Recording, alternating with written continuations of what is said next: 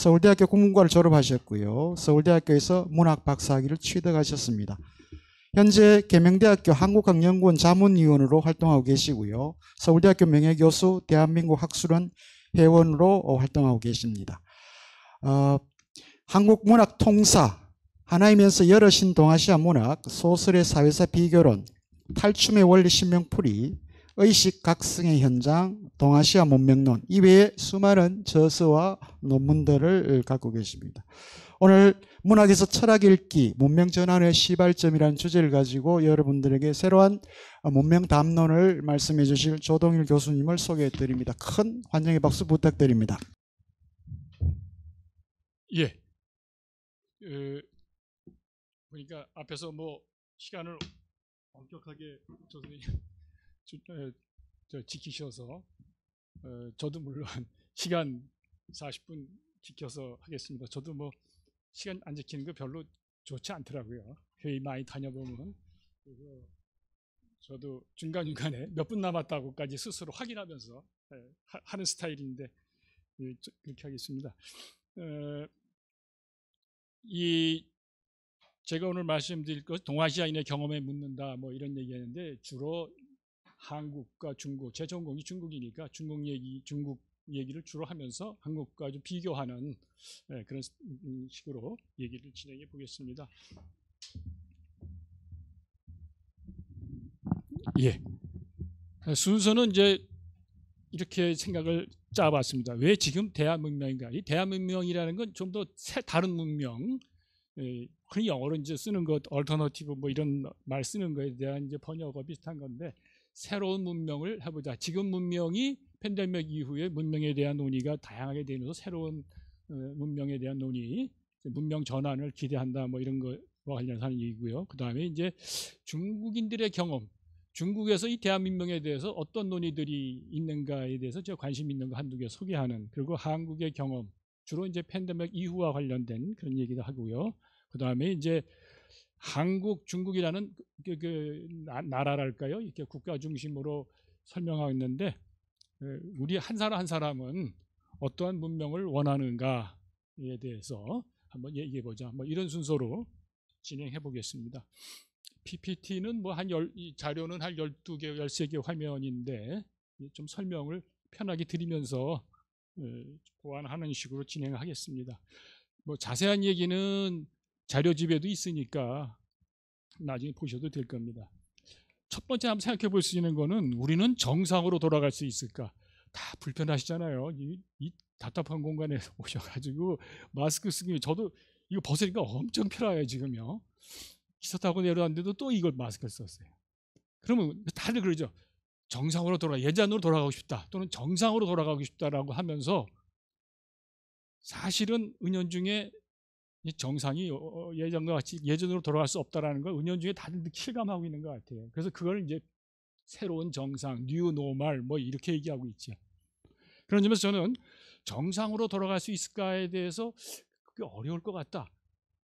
지금 이 코로나19가 끝나면, 백신이 나오고 해서 끝나면 다 끝날까? 또 다른 게 올 거라는 생각 다들 하고 있잖아요. 주기가 빠르냐 늦느냐 뭐 이 정도 차이는 있지만, 그랬을 때 저는 먼저 말씀드리고 싶은 거는 재난을 깊이 응시해보자 이런 겁니다.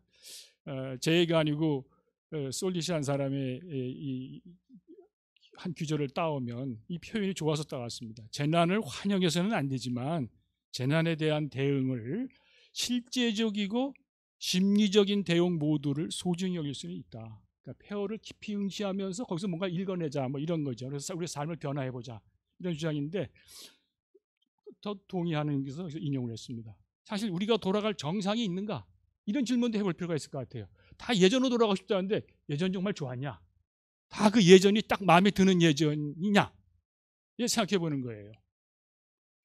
한 예를 들어보겠습니다. 제가 이 관여하고 있는 잡지가 있는데요. 창작과 비평이라는 걔가 이제 관여하는데, 혹시 관심 있는 분들, 특정 제가 관여한 잡지 소개하는 것 같아서 죄송합니다만 가으로 한번 읽어보시면 특집이 이제 이 코로나 이후의 사태에 대한 여러 가지 그 논의들을 하고 있는데, 그 중에 농촌에 대한 보고하고 초등교육에 대한 현장 보고가 있는데 굉장히 재미있습니다. 뭐 이론적인 것도 이따 소개할 것도 재미있습니다만 뭐냐면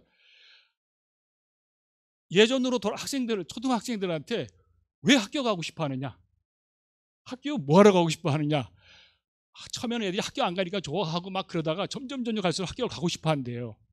그럼 왜 학교 가서 뭐 하고 싶어서 가느냐? 집에서 공부해도 되고 뭐 과외도 되고 학원 가도 되는데 왜 학교를 가고 싶어 하는가? 왜 선생님, 여기 계신 선생님들 한번 생각해 보세요. 왜 초등학생들이 집에 있는 게 힘들면서 학교 가고 싶어 하는가? 뭘 것 같아요? 예? 그렇죠. 급식. 친구들하고 밥 먹는 거예요. 밥 먹는 거 중요해요. 같이 밥 먹고 놀고 싶어서예요. 그런데 과연 예전으로 돌아가서 새로운 정상이 된다 그럴까? 앞으로 학교 다시 정상적으로 다니면은 급식은 먹겠죠. 유기농으로 된 공급받으니까. 그 다음에 제대로 놀게 할까? 아닐 수 있잖아요. 그러니까 그러면 어떻게 교육을 개혁하면 되는가? 새로운 삶의 양식, 새로운 문명의 출발, 단초, 초등교회가 나난 어디에 있느냐? 여기 있는 거 아닌가?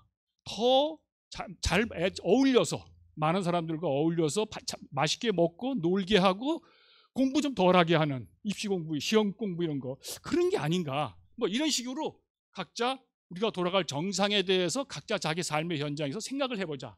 이게 우리가 폐허를 깊이 응시하는 읽는 방법이 아닌가 이런 생각이 들었습니다. 대한문명의 가능성을 찾아서 뭐 이런 제목을 제가 질문을 던졌습니다만 우리가 다 알다시피 이 팬데믹 현상이 생긴 이후에 코로나19 이후에 모든 문제가 지금 위기가 모두 분출해 있고 그 문제에 대해서 다 직면하고 있잖아요. 그러면서 뭔가 좀 다른 삶이 왔으면 좋겠다는 기대들을 많이 하고 있는 국면이죠. 그럴 때 새로운 문명을 생각할 때 동아시아를 공부하는 저로서는 지금 이 코로나 사태와 관련해서 두 가지 신화가 깨졌다고 봅니다. 아까 조동희 선생님은 이제 뭐 다른 각도에서 어떤 서구 문명의 어떤 그 기반, 철학적 기반과 관련해서 말씀해 주셨습니다만 저는 여기서 말씀드리고 싶은 것은 선진국 신화와 시장주의 신화가 깨졌다고 봅니다. 다들 아시잖아요. 선진국 신화를 좀 이따 자세히 말씀드릴 테니까 여기서 시장주의 신화에 대해서만 말씀드리면 제가 이게 뭐 전문가는 아니지만 두 가지는 우리 피부로 느끼고 있죠. 공공의료가 중요해졌다. 의료를 시장에만 맡겨서는 이 문제가 많다. 서구지 많이 그렇잖아요. 예방 뭐 주사 하나 맞는데 뭐 100만 원 넘는다 이런 상황이란 말입니다. 그래서 중국조차도 점차적 개혁 개방하면서 의료를 시장에 많이 맡겼어요. 그래서 지금 문제가 되고 있습니다.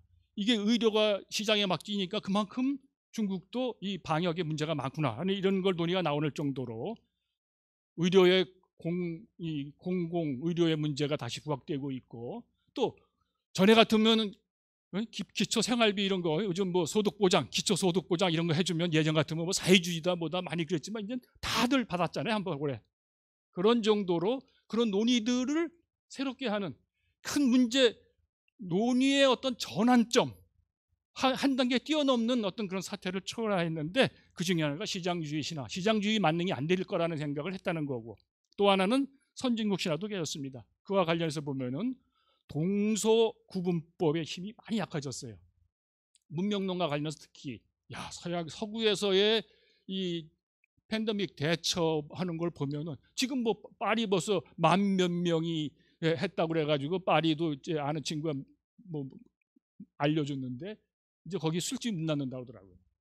그런 정도로 유럽도 문제가 많습니다. 그러다 보니까 동아시아의 동서의 구분법에 대해서 어떤 그 열등의식이랄까요? 이런 거에 대한 것이 넘어서면서 동서구분법의 힘이 약화되는 면이 있다. 그렇다고 완전히 넘어섰다 그런 뜻은 아니고요. 점점 약화되고 있습니다.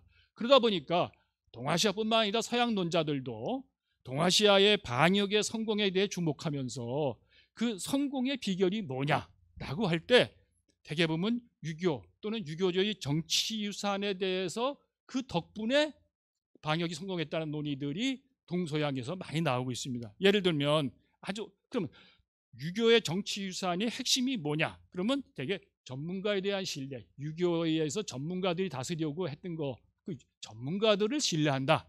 그게 유교적 정치 문화의 특징이다. 또 하나는 질서의 보존, 질서를 보존하는 거, 이 대해서 굉장히 민감하다. 그리고 질서를, 이 우주와 이 정치의 질서를 잘 유지하고 그것이 이제 하늘의 뜻에 통하는 거고, 그걸 잘하는 정치가가 권력의 정당성을 확보하고, 그것이 동아시아인들한테 민감하다는 거예요. 우리 다 알잖아요. 예전에 뭐 비가 너무 많이 오면 왕이 자기가 잘못했다 그래가지고 기우제도 지고 죄인처럼 생각하고 음식도 검소하게 먹고 이러잖아요. 이런 의식을 중요시하는 것 같은 게 굉장히 동아시아 유교 문화에서는 강하다, 이렇게 얘기들을 합니다. 그런데 이렇게 해서 동아시아의 유교권에서 성공했다라는 얘기를 많이 하는 거는 정말 중요한데, 여기가 어떻게 보면은 한편으로는 동아시아가 그래서 성공한 거의 비결을 유교를 통해서 굉장히 긍정적으로 보는 것 같지만, 동시에 어떤 면이 깔려냐면, 그러나 우리한테는 이걸 적용할 수가 없어. 유럽에서 말하는 사람들은 우리한테는 적용할 수 없는다. 왜? 우리는 그런 유교 문화를 가지고 있지 않고, 그렇게 사람들이 권력에 대해서, 질서에 대해서 순응하는, 전문가에 대해서 따르는 그런 어떤 순응적 태도랄까, 순종적 태도랄까, 그것이 우리는 할 수가 없다. 우리는 더 많은 개인의 자유를 원한다.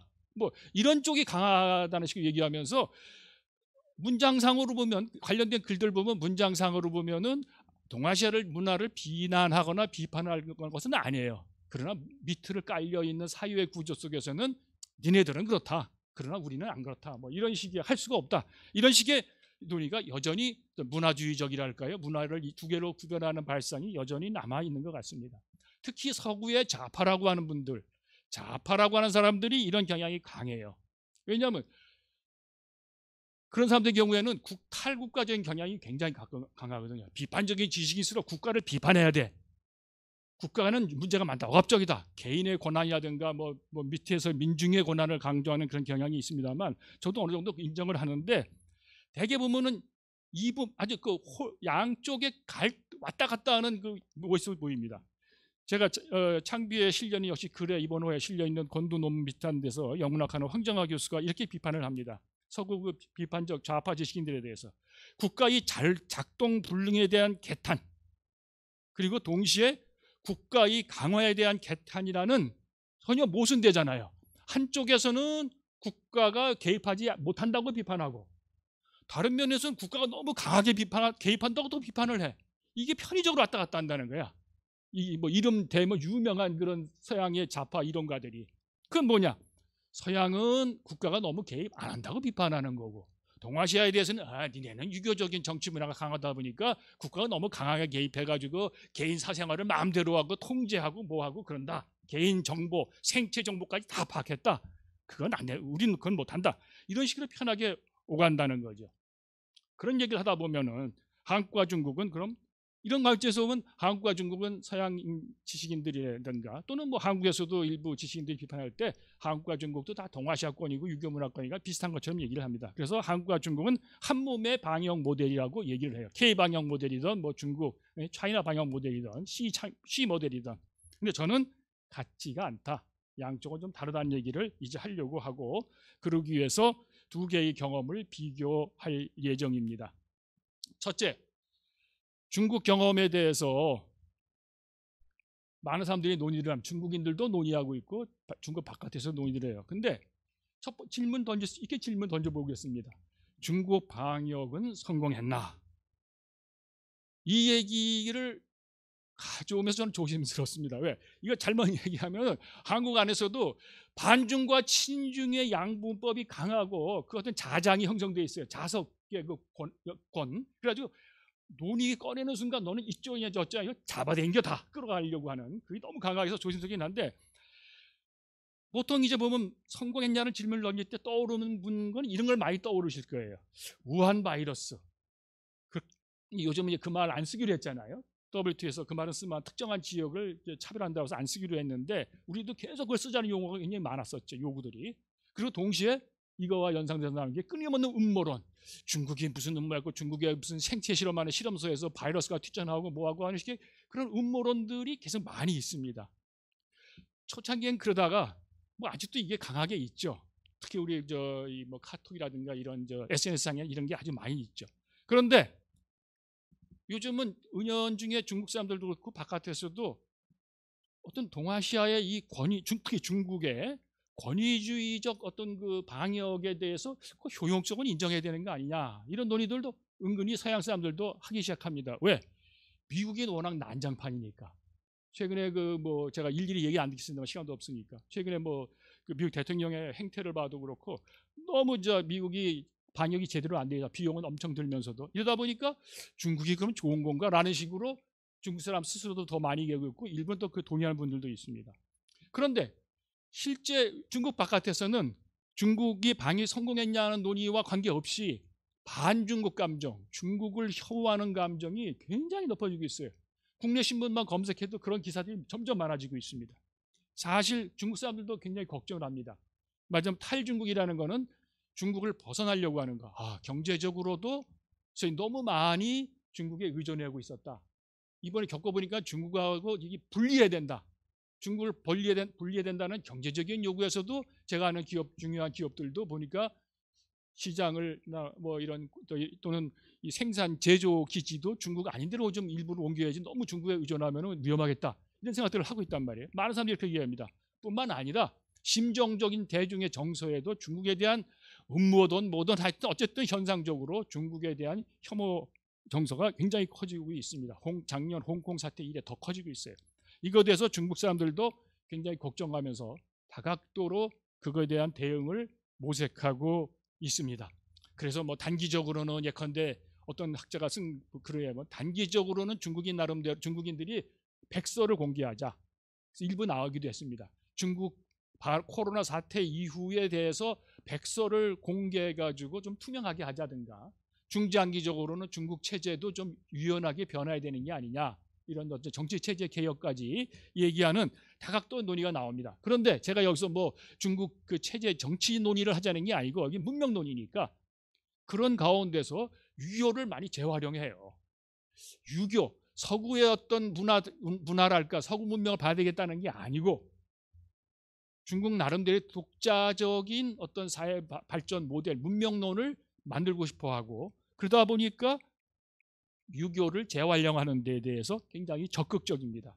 그러는 가운데 꼭 코로나 이후 때문이 아니고 그 전부터도 나왔습니다만 문화 보수주의라는 게 중국에서는 굉장히 중요한 역할을 하고 있다. 지금은 중국 역사 조금 아시는 분들은 기억하시겠지만 지난 100년, 작년이 이제 오사운동 100주년이었습니다만 3.1운동과 마찬가지로 오사운동 이래로 유교를 비판하는 운동이 활발했고 중국 공산당 정권을 잡은 이후에 더 심해졌었는데 최근에는 그렇지 않습니다. 그래서 뭐 정치 유학이라든가 또는 제도 유학이라고 해가지고 유학에 대한 논의가 활발해지고, 유학을 가지고 어떤 제도적인 측면에서도 오늘날에 재구성할 수 있는, 적용할 수 있는 뭐가 없냐, 이런 논의들이 활발하게 됩니다. 그 중에 하나를 제가 여기서 소개하고 싶은 것이 문명형 국가라고, 이 상해 복단대학 4개 교수가 쓴 책인데 우리말로도 번역이 되어 있습니다. 중국의 문명형 국가란 뭐냐라는 책도 번역이 되어 있는데, 소개는 뭐 자료집에 나와 있습니다만, 이런 주장이 기본적으로 중국은 새로운 발전 모델을 해야 되는데 그건 중국의 독자적인 특수한 문명론에 기반한 국가다라는 얘기를 해요. 그러면서 우리가 다 알다시피 지금 우리 요즘 그 세계의 국제 간의 관계를 얘기할 때 하나의 국가를 네이션 스테이트, 국민국가 또는 민족국가라고 부르는데 중국은 그게 아니다는 거예요. 워낙 규모가 커서 이건 하나의 제국이면서 동시에 하나의 국민국가다라고 얘기해요. 따지고 보면 돌이켜 세계 역사를 보면은 중세랄까 그 이 전통 시대에 하나의 제국을 위해 규모를 가지고 있다가 그게 다 여러 개의 국민국가로 다 분해됐어요. 쪼개져서 여러 개의 국민국가를 만들었는데 그 규모가 그대로 지금도 유지되고 있는 거는 중국 하나라고 해도 과언이 아닙니다. 물론 인도도 있습니다. 그러나 인도라 완전히 통합된 국민국가냐 하면 굉장히 자율적인 지역 분권이 강한데 중국은 그런 점에서는 예외적으로 문명형 국가, 즉 하나의 국민국가인 동시에 제국으로서의 문명 차원에서의 어떤 정치 공동체인 그런 양면성을 가지고 있는 독특한 성격을 가지고 있다라고 합니다. 그러니까 중국은 서구식 민주주의를 택할 이유도 없고 다른 가치관을 가지고 있는, 다른 규모를 가지고 있는 걸로 설명하게 되는 거죠. 왜 그런 특징을 유지하고 있는가? 뭐 다 짐작하실 수 있는 거예요. 초대형적인 인구 규모가 있고 광활한 국토, 긴 역사 전통과 풍부한 문화유산, 이 네 가지입니다. 그러면 그것이 이 사람의 정치학자인 장 웨이웨이 교수의 특징은 이거를 그냥 철학으로 논의만 가져가는 게 아니라 제도적인 측면에서도 중국의 특징을 얘기를 합니다. 문명국가의 제도적 특징. 첫째, 서구식의 정당. 그렇게도 중국 사람들은 그렇게 표현을 많이 해요. 정당이라는 게 파티, 영어로 파티잖아요. 근데 파티의 Y만 빼면 뭡니까? 파트, 부분이라는 뜻이죠. 몇 개의 집단, 부분적인 집단의 이익을 대변하는 정당들이 있는 거죠. 우리 여기는 뭐 재벌의 이익을 대변한다고까지는 할 수 없지만 비교적 상층의 이익을 대변한다고. 여기는 뭐 민중, 노동자의 이익을 대변하는 게 부분의 이익을 대변하는 정당이 서로 경쟁하고 정권을 교체하고 이러는 것이 서구의 정당 제도의 특징이라면 중국은 아시다시피 물론 형식상으로 정당이 10개는 있습니다. 지금도 있지만 기본적으로 중공산당이 움직이거든요. 그것을 그 중공산당이 국민 총체의 이익을 대변하는 정당이다 이렇게 얘기합니다. 특정한 노동자 농민의 이익을 대변하는 것만이 아니고 이제는 변해서 총체적인 국민의 이익을 대변한다라고 얘기를 합니다. 동시에 또 하나 얘기하는 건 현능주의를 얘기해요. 이 얘기는 우리나라에서도 기업하는 분이나 좋아하고 지지하는 분도 있습니다. 왜? 야, 선거 몇 년씩 해봐서 낭비적이다. 그리고 그 사람이 정말 똑똑하다는 보장이 있냐? 인기 위주의 사람이 당선되는 경향도 있다. 그거에 비하면 중국에서 말하는 옛날 과거 제도와 비슷한 거죠. 기초 밑에서부터 능력 있는 사람이 인정을 받아서 경쟁을 통해서 상층부까지 승진하는 이러한 어떤 능력 위주랄까, 현능주의, 이걸 영어로 메리토크라시라고 그러죠. 그런 걸 강조하는 제도들이 있고요. 그 다음에 혼합경제, 사회주의와 자본주의나 등등이 혼합되어 있는 이런 것들을 이제 말하자면 문명형 국가의 특징이라고 얘기합니다. 그럼 왜 이런 내용을 하느냐? 간단해요. 지금 현 정부의 국가의 중화인민공화국의 정치적 합법성이 있다. 문명론적으로 뒷받침이 돼 있다는 얘기를 합니다. 그래서 중국 모델이 높은 경쟁력을 가지고 있다는 얘기를 하고 싶어하고 우리는 서구와 다른 중국 특색의 민주주의를 가지고 있다고 생각하고 그거에 힘입어서 방역도 성공했다 이겁니다. 강력한 통제도 하고 병원을 그냥 뭐 일주일 이내 병원을 한두 개씩 막 만들잖아요. 그리고 뭐 자본주의 사회에서는 개인 재산이니까 할 수 없는 학교를 갑자기 병원으로 바꿔버리고 이런 걸 할 수 있는 거는 중국만이 할 수 있는 거죠. 이런 걸 독재다, 억압이다라고 볼 수 있지만 중국에는 그걸 중국 특색의 민주주의의 효율성으로 설명하는 경향이 있다. 그런데 이것은 중국 예외주의입니다. 이게 다른 나라에 적용될 수 있는 건 아니에요. 그래서 요즘 중국 사람들한테 내가 중국 발신, 사이노스피크라는 영어도 붙였습니다만 중국인들이 세계에 대해서 우리는 새로운 규범을 만들고 있다. 새로운 문명의 표준을 만들고 있다고 강하게 얘기하는 그거를 이제 비판하는 분들은 중국 예외주의다. 중국이 독특하다고 하는 예외주의라고 해서 비판을 하고 있고 그거는 서구 사람들이 그 서구의 좌파 지진 중에 동조하는 사람이 있다면 그건 오리엔탈리즘이다. 이렇게까지 얘기합니다. 그런데 문제는 유교 문화의 재구성, 이렇게 유교 문화를 가지고 중국의 어떤 문명 기반을 삼아서 중국 나름대로의 정치 모델을 만들려고 하는 것이 과연 그런 문화의 담론이 대한 문명이 될 수 있냐라고 하면은 저는 좀 부정적입니다.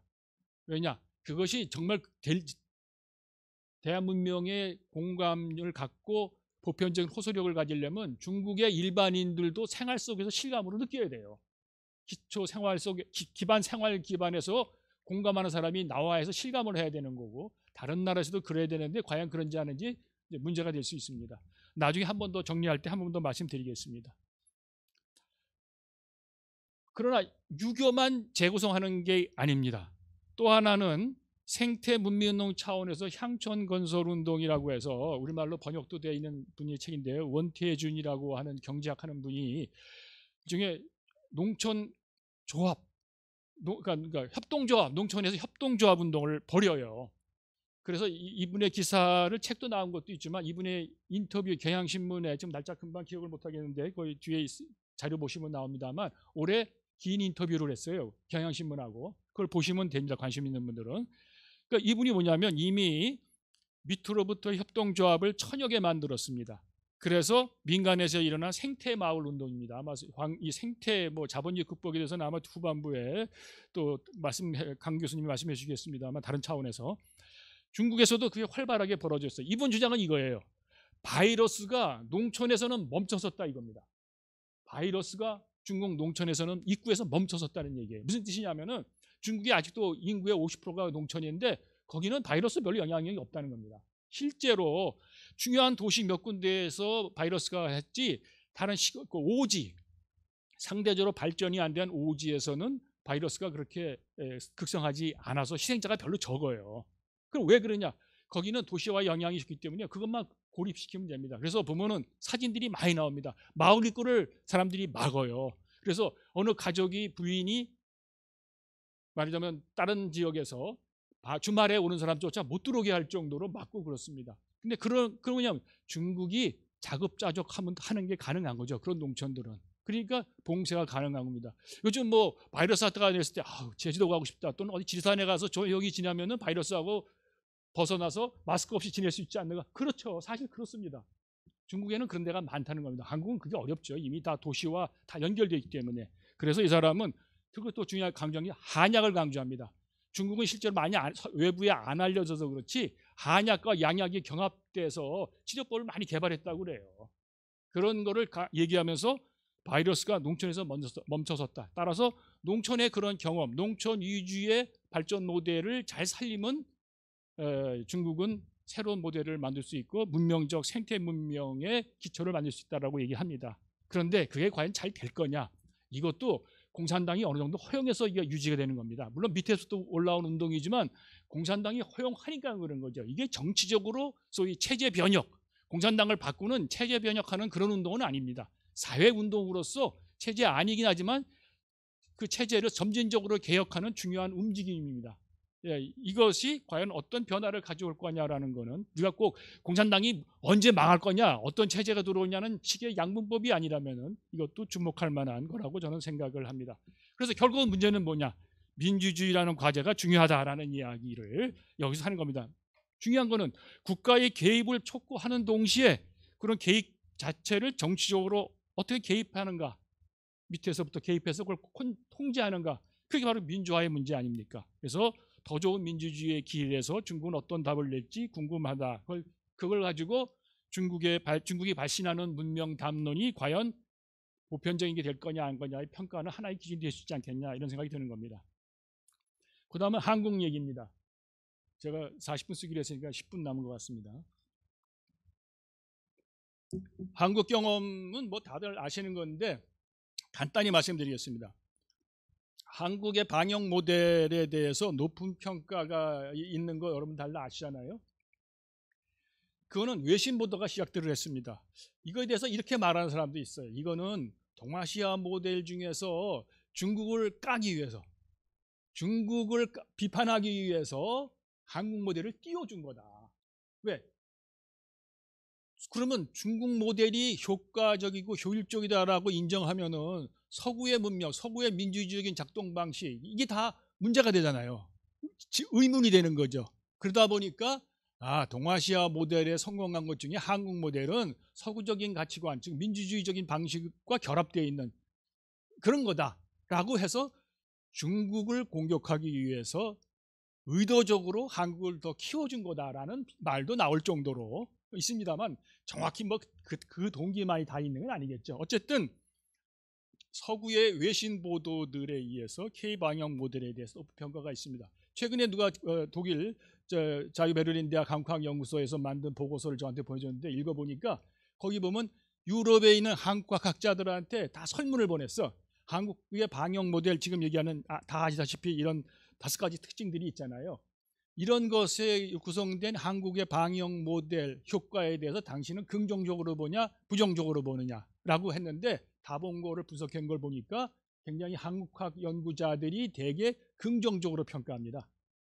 그러니까 어떻게 얼른 보면 유럽의 학자들이니까 개인주의에 강하고 뭐 이러다 보니까 국가가 통제하는 거는 다 권위주의고 잘못된 거다라고 말할 수가 쉽게 상상할 수 있는데 그렇지 않더군요. 높이 평가합니다. 그래서 그 결론에 가면 그렇게 얘기해요. 한국의 소프트 파워의 힘이 점점 강해지고 있다. 소프트 파워의 힘이 2016년에 어떤 국제적인 기구의 조사해 본 바에 하면 22위인가 뭐 이렇게 됐는데 19년에는 19위로 올라갔어요. 3등급 올라갔다고 그래요. 비결이 뭐냐? BTS 등의 한류의 덕이거든요. 그런데 이 K 방역의 성공이 이렇게 호의적이면은 호의적인 반응을 유럽인들도 보이다 보면은 한국의 소프트 파워가 더 높아질 것이다 이렇게 이제 전망을 하더군요. 자, 그러면 근데 국내로 다시 돌아오면은 K 방역의 성공을 둘러싸고 해석 투쟁이 우리 사회에서 진행 중이라고 저는 생각을 합니다. 시사인해이라는 잡주간지에 코로나19가 드러낸 한국인의 세계라는 그 기획 시리즈가 있는데 거기 보면은요 4차례인가 3차례 된 건데 거기 보면은 K 방역의 성공의 비결이 뭐냐라고 할 때 과연 서구 사람들이 말하듯이 한국인들은 국가 권력이나 이 권위주의에 대해서 집단에 대해서 순종하는 성향이 강하기 때문에 즉 개인주의가 약하기 때문에 성공한 건가? 그래서 문제가 있는가라고 이제 말하자면 그런 식의 질문을 던졌더니 많은 분들이 답한 게 보면은 자유로운 개인인 동시에 공동체에 기여하고자 하는 시민들이 마스크를 쓴다든가 이러는 방역 활동에 적극적이고 협력적이더라. 이런 결론을 여론조사의 결론을 KBS하고 같이 한 건데요. 그런 결론을 냈습니다. 즉 민주적 시민성이 강할수록 방역 참여에 적극적인 이유가 된다. 이런 얘기입니다. 그러다 보면 결국 제가 여기서 강조하고 싶은 거는 아까 말씀드린 중국과 비교했을 때 중국은 국가의 강력한 통제, 완전히 무안이라는 한 도시를 다 폐쇄하고 뭐 강력하게 하는 그것이 갖는 효율성도 있겠습니다만 그거와 달리 한국의 경우는 단순히 여러분 스스로 한번 생각해 보세요. 우리가 집단과 국가에 순종적이고 순응적이어서 방역에 협조하는 건가? 어떤 건가? 여러 가지 나올 수 있는데 저로서는 민주주의의 어떤 대한 높은 감각, 민주주의의 경험, 저는 그걸 동아혁명 또는 3.1운동 이래에 100여 년간 누적된 고양되고 응축된 민주주의 경험, 점진적으로 축적되어 온 민주주의의 경험이 사람들에게 자신감을 갖게 하고 그래서 방역에도 적극적으로 참여하는 시민의식을 가져온 게 아닌가 이런 식으로 생각을 합니다. 그럼 물론 문제는 없냐? 있죠. 갑자기 뭐 차단하고 뭐 이래가지고 생기는 많은 문제점들 어느 특정 영역에서의 경제적인 혼란 뭐 다 있잖아요. 이런 거 다 있습니다만은 어쨌든 중국하고 다른 모델이 아닌가 K 방역이라는 거는 이것에 대해서 역사적인 맥락 속에서 한번 생각을 해봤습니다. 이런 걸 생각하는 것이 저는 중요하다고 보고 그래서 한중을 비교할 때 다시 정리한다면 팬데믹 시대에 중요한 건 국가의 개입이 일정하게 필요하다. 그걸 무시할 수 탈국가는 아니다. 그러나 그 국가의 개입에 또 적극적으로 개입하는 민주주의적인 집단의 주체성이 확보돼야 된다. 이런 것을 강조하고 싶습니다. 자, 이제 이 얘기를 좀 마무리 지을 단계가 됐습니다. 저한테 주어진 시간 한 6, 7분 남은 것 같습니다.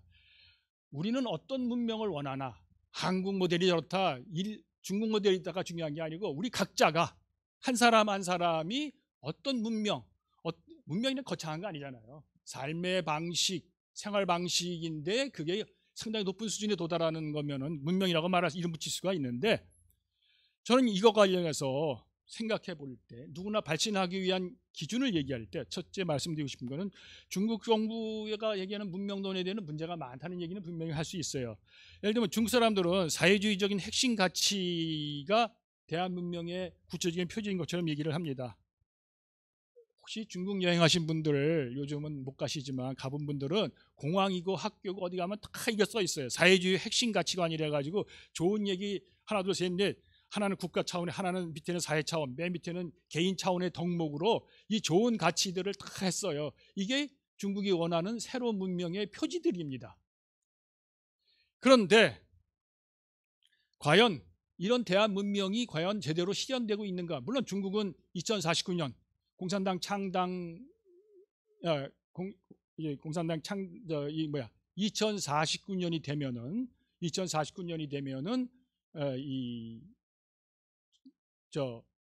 이런 대한 문명이 다 실현될 거라는 식의 기대를 하고 있죠. 그러나 그것이 실현되냐 아니냐는 것은 중국 나름대로의 꼭 서구식 민주주의가 아니더라도 중국 나름대로의 민주주의가 과연 보편적인 거냐, 또 그것을 중국인들과 중국 바깥 사람들이 일상생활에 실감으로 느끼고 있는가? 저는 중국에서 강의할 때 그렇게 얘기합니다. 종종 강연을 갈 때마다 이런 주제와 관련되면은 한마디로 이렇게 질문을 던져요. 그것이 정말 대한 문명으로 일상생활에 실감을 느끼냐 안 느끼냐? 기준이 뭐냐?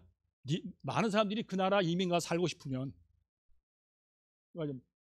자기가 이민 가서 살고 싶은 나라의 우선순위에 중국이 1위에 오를 때 그게 설득력이 있는 거다.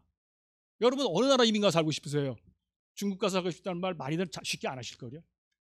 유럽 어디니 뭐 북군이 이렇게 갈 수 있잖아요. 이게 중요합니다.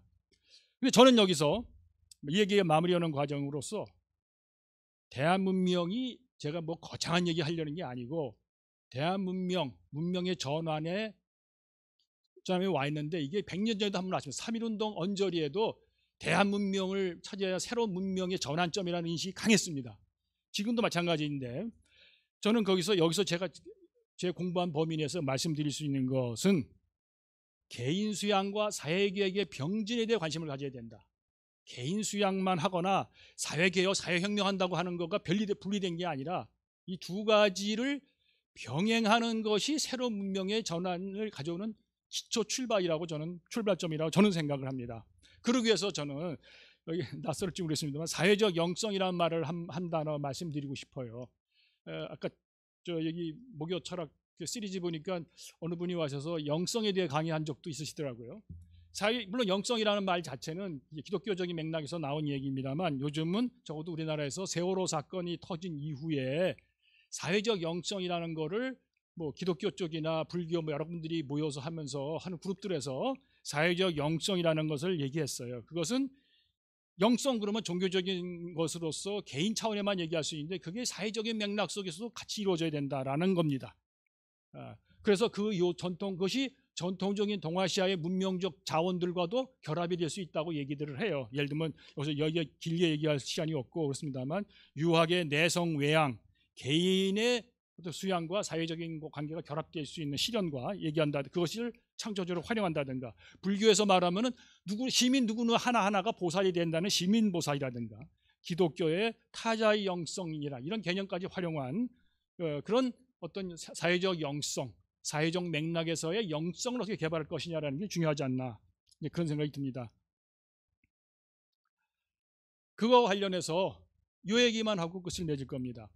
저는 요즘 관심을 이쪽에 좀 갖고 있습니다. 우리나라에 중국인들이 유교를 가지고 새로운 문명의 대안을 만든다면 우리가 대안적 문명을 만들 때 어떤 자원을 가지고 올 것인가? 아까 뭐 조 교수님 이 상생 이런 얘기 하시면서 조선시대의 사상적 자원도 끌고 오시고 그랬습니다만 저는 동학 이래로 진행되어 온 개벽 사상 이런 쪽에서 혹시 대한 문명의 어떤 싹을 찾을 수 있는 게 아닌가 그런 생각을 해봅니다. 여기서 보면은 유교에서는 덕치와 정치가 결합되는 것에 대해서는 얘기를 많이 하죠. 정치는 덕으로 다스리는 교화와 법으로 다스리는 통치가 결합돼야 된다는 얘기를 많이 하는데 여기서는 하나 더를 얘기합니다. 도치, 즉 민중 개개인의 각자가 도인의 경지에 이름으로써 원만한 세상을 이룬다. 이 세 개가 결합되어야만 정말로 21세기의 새로운 문명의 기준이랄까 내용이 될 수 있다. 이런 얘기를 합니다. 다시 한번 말씀드리지만 덕치와 정치, 덕에 의한 육아에 의한 다스림과 법가에 의한 다스림, 제도에 의한 다스리는 뿐만 아니라 도치까지도 겸하는 이런 어떤 문명적 사유가 필요한 게 아닌가 이것을 강조하고 싶습니다. 저는 새로운 세상을 여는 21세기 문명은 그런 전환이 되려면은 적어도 제가 말씀드릴 수 있는 것은 개인 수양과 사회교육을 동시에 병진하려는 마음가짐을 가져야 된다. 개인만 있는 게 아니다. 또는 사회개혁, 제도개혁만 있는 게 아니고 병행해야 된다. 그런 태도를 각자가 가지고 있고 그런 사회적 영성을 키워가야 되는 게 아닌가. 그것이 동학의 이래로 개벽 사상의 개혁적인 새로운 문명론의 자원으로 있어 왔다. 그거를 우리가 좀 더 적극적으로 활용하면 어떠냐 그런 생각이 듭니다. 이렇게 보면 이건 굉장히 큰 얘기 같습니다. 뭐 거창한 얘기하는 것 같습니다만은 벅찬 일감이죠. 그런 점에서 보면 이소성대라고 표현했습니다만 작은 일로부터 시작돼서 큰 거에 다다라는 게 중요합니다. 출발점은 작은 거가 되겠죠. 그런데 중요한 것은 이건 뭐 기능적으로 다 좋아 생각하는 거죠. 그래 작은 게 쌓이면 큰 게 되겠지. 그런 정도의 기능적인 접근이 아니고 큰 뜻을 가지면서 작은 일을 차근차근 해나갈 때 실행력이 더 강해지고 그 방향으로 중장기적인 전망 속에서 단기적인 과제, 각자가 주어진 과제들을 해나가는 거하고 그렇지 않은 거하고는 차이가 있다. 이걸 강조하고 싶습니다. 저는 결론적으로 한마디로 말씀드리면 대한 문명의 가능성과 불가능성을 제목에 붙였습니다만 가르는 길은 여기에 있다. 이소성대의 자세를 각자가 갖는 게 아니냐, 갖냐 못 갖냐 이거에 있다고 생각합니다. 1분만 더 쓰겠습니다. 한 말씀만 드리면은 조 교수님이 앞에서 강조하신 철학하다라는데 사실은 저희 지도 교수였던 제가 서울대에서 훈련받았는데 민두 교수님이 일찍이 스필드에서 역사하다라는 걸 강조했어요. 그분은 이렇게 말씀하셨어요. 철학하다라는 말은 우리말에도 있다. 개똥 철학하다 뭐 무슨 말 비양거리면 그런 말도 있잖아요. 철학하다는 말은 쓰는데 역사하다라는 말은 없어요. 우리말 쓰지 않습니다. 그분이 그걸 제안했어요. 즉 일상생활에서 역사적인 안목을 가지고 역사의식을 가지고 기록도 하고 사물을 볼 때 역사적인 안목에서 보는 거 그게 역사하다라는 겁니다.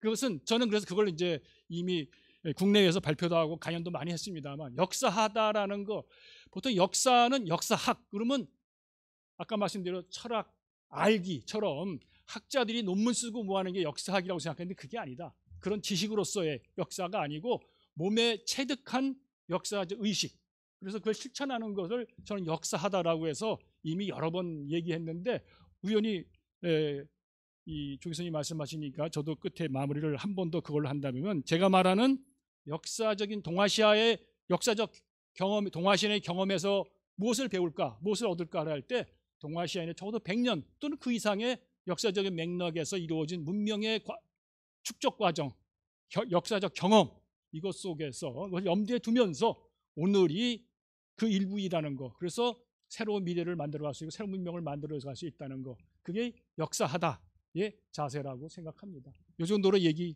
마치도록 하겠습니다. 감사합니다.